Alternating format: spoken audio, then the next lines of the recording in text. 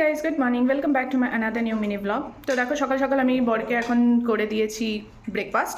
তো চলো বরের থেকে জিজ্ঞেস করে নিই যে কেমন লাগছে, ঠিক আছে? তো দেখাচ্ছি কি করেছি। এটা হচ্ছে ভাত ছিল, তো সেই ভাত দিয়ে আমি একটুখানি ভাত ভাজা টাইপস করে দিয়েছি। কি গো কেমন লাগছে? সুন্দর ঝাল হয়েছে ঝাল। একটু ঝালটা বেশি দিয়ে দিয়েছি ভুল করে। তো দেখো ভালো লাগছে তাই না? এটা যদি রেসিপি তোমাদের দেখতে হয় ডেফিনেটলি আমাকে কমেন্ট বক্সে মেনশন করো, আমি এটার রেসিপিও তোমাদেরকে বলে দেবো। আজকে তো শুধু রান্না বান্না এগুলোই করতে হবে। আমার রান্নাঘরের অবস্থা খুবই জঘন্য হয়ে গেছে।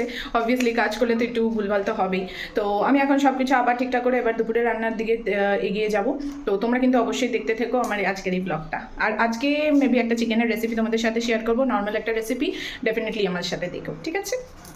তো এখানে দেখো অলরেডি আমি কড়াই গরম করে এখানে অলরেডি তেল দিয়ে দিয়েছি।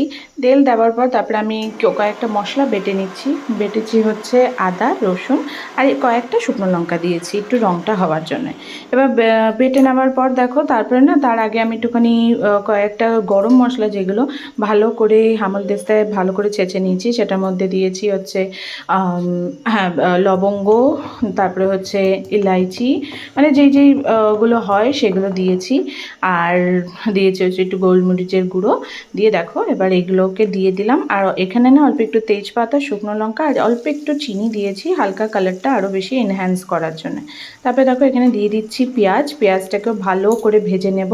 এবার পেঁয়াজটা যেই গোল্ডেন ব্রাউন হয়ে যাবে তখনই আমি এখানে দেখো গোল্ডেন, মানে আমি এখানে কিন্তু পুরো গোল্ডেন ব্রাউন করিনি, একটু কাঁচা কাঁচা রেখেছি কারণ আমি একটু কষা কষা করতে চাইছি আজকে, সেই জন্য। এবার এখানে দিয়ে দিয়েছি আমি ওই যে বাটাটা আমি তোমাদেরকে বললাম, আদা রসুন আর হচ্ছে শুকনো লঙ্কার বাটাটা, সেটা অলরেডি ভালো করে কষিয়ে দেখো কি সুন্দর তেলটাও ছেড়ে দিয়েছে। তার মানে আমার কষানো কিন্তু কমপ্লিটলি রেডি আর খুব সুন্দর একটা স্মেল বেরিয়েছিল। তারপরে দেখো এখানে একটু টমেটো পিউরিও দিয়ে দিয়েছি, কারণ টমেটো আমি আস্ত দিই না, একটু বেটেই দিই। তারপরে দেখো টমেটোও ভালো করে কষানো হয়ে গেছে।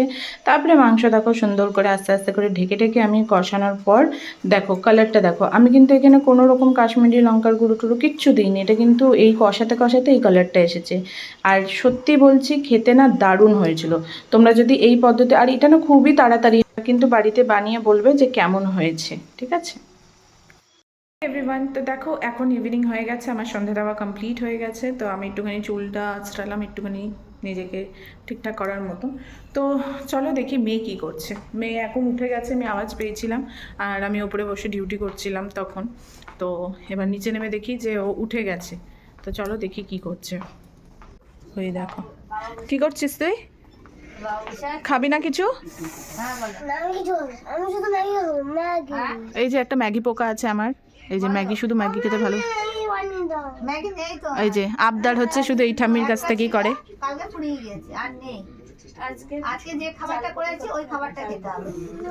দেখো অবস্থা দেখো, রোজ ম্যাগি খেতে নেই, আর আমি তো খেতেই দেবো না। কোন দিন তোকে ম্যাগি বানিয়ে দেবো সেদিন বুঝবি, ঠিক আছে? খাবি না? হাতেও দেবে না মুখেও দেবে না, দেখেছো কিরকম কথা। তাহলে দেখছো কিরকম জ্বালায়, এইভাবেই জ্বালায় ও। আর আমি দেখাই যে আমার বড়বাবু কি করছে। দাঁড়াও যাই, গিয়ে চলো দেখাচ্ছি কি করে বড়বাবু। যে জিমের জিনিসপত্র দেখো, বড়বাবু এখন ঘুম থেকে উঠেছে।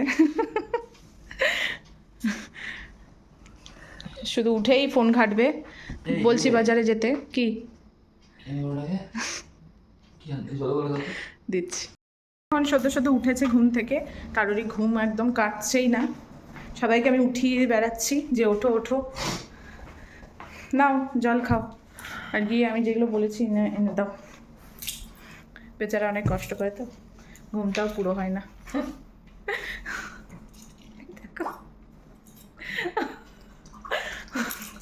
কি করবো, তোমাদেরকে সারাদিনে যে কি কি করলাম না করলাম সেগুলো দেখিয়েছি। আর আজকে চিকেনটা কেমন হয়েছিল বলো?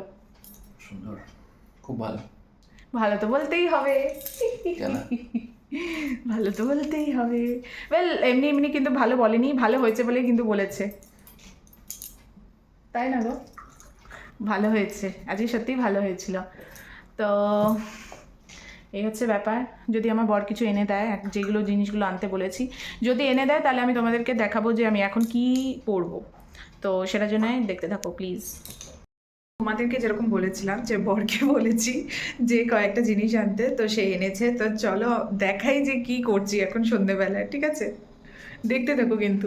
এখানে দেখো আমি অলরেডি পাতিলা বসিয়ে দিয়েছি। তো একটা বার্তন বসিয়ে দিয়ে এখানে একটুখানি দুধ নিয়ে নিয়েছি আমি। তো দুধটা দেখো ভালো করে একটুখানি না আগে তোমাদের ফুটিয়ে নিতে হবে।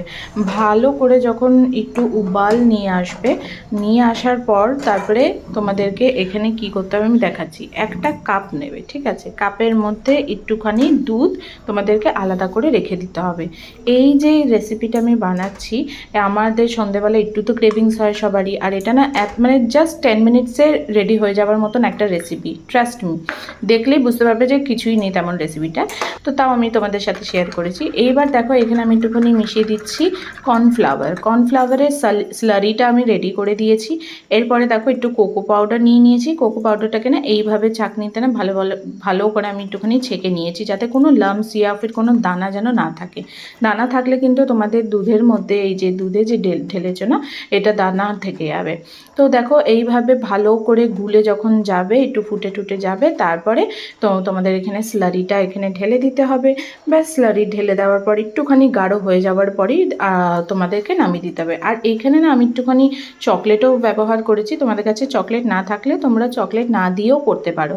আর এখানে না পরে আমি চিনিও অ্যাড করেছি, চিনি অল্প একটু অ্যাডই করেছি, কারণ যেহেতু চকলেট দিয়েছি সেই জন্যে মিষ্টি তো অলরেডি হয়েছিল, তাই অল্প অল্প করেই আমি একটু চিনিটা অ্যাড করেছি। আর সামান্য একটু নুন অ্যাড করে দিয়েছি, যাতে টেস্টটা যেটা সেটা ব্যালেন্স থাকে, মানে খুব যাতে মিষ্টি না লাগে। তো ট্রাস্ট মি গাইজ, এইটা যা হয়েছিল না, মানে এত সুন্দর ক্রিমি একটা টেক্সচার এসেছিলো এটার, আর খেতে না অসাধারণ লেগেছিলো। আমার তো খেতে গিয়ে সত্যি বলছি জিভই পুড়ে গেছিলো। তো এখানে দেখো আমি কীরকম একটু থিক হয়ে গেছে, আমি না বেশি থিক করিনি। আমি অন্য জায়গায় দেখেছি যে সেখানে না অনেক বেশি থিক করে দেখাচ্ছে, কিন্তু আমি অতটা বেশি থিক করিনি। আমি যতটা নিজের মতন বুঝতে পেরেছি ততটা। এবার দেখো একটু উবাল আসার পরেই সুন্দরলি রেডি হয়ে গেছে। এবার দেখো কালারটা দেখো গাইজ, কি সুন্দর যে কালারটা এসেছিলো না, কি বলবো। এবার দেখো আমি এইভাবে একটু সার্ভ করে নিচ্ছি। সার্ভ করার পর এখানে অল্প একটু না কোকো পাউডার আর একটুখানি চকলেট গ্রেট করে আমি একটুখানি রেডি করেছি। আর এটা জাস্ট দেখো কতটা টেম্পটিং অ্যান্ড সত্যি খুবই মানে টেস্টি হয়েছিল। ট্রাস্ট মি গাইজ, এরকম করে তোমরা বাড়িতে বানিয়ে দেখবে, সত্যিই দারুণ। আর এখানে না মানে খেতে এত সুন্দর হয়েছিল, মানে আমরা যে এই যে এত টাকা দিয়ে আমরা বাইরে খাই 200-300 টাকা দিয়ে, সত্যি বাড়িতে খেয়ে না এটা আলাদাই মজা। তো দেখো কতটা ভালো লাগছে। তো আমি তোমাদেরকে না একটু খেয়ে বলছি যে জিনিসটা কেমন হয়েছে। সো হে গাইস, দেখো আমি অলরেডি বানিয়েছি। এবার এটার কী নাম দেবো সেটা তোমরা বলো। তো আমি এটার নাম দিয়েছি হট চকলেট। তো আমি এটা হট চকলেট বানানোর চেষ্টা করেছি। তো তোমরা বলো, দেখে জানিও যে কীরকম হলো, আর অবভিয়াসলি ট্রাই করে দেখো যে কেমন হয়। তো আমি তোমাদের খেয়ে বলছি যে এটা কেমন হয়েছে। ওকে,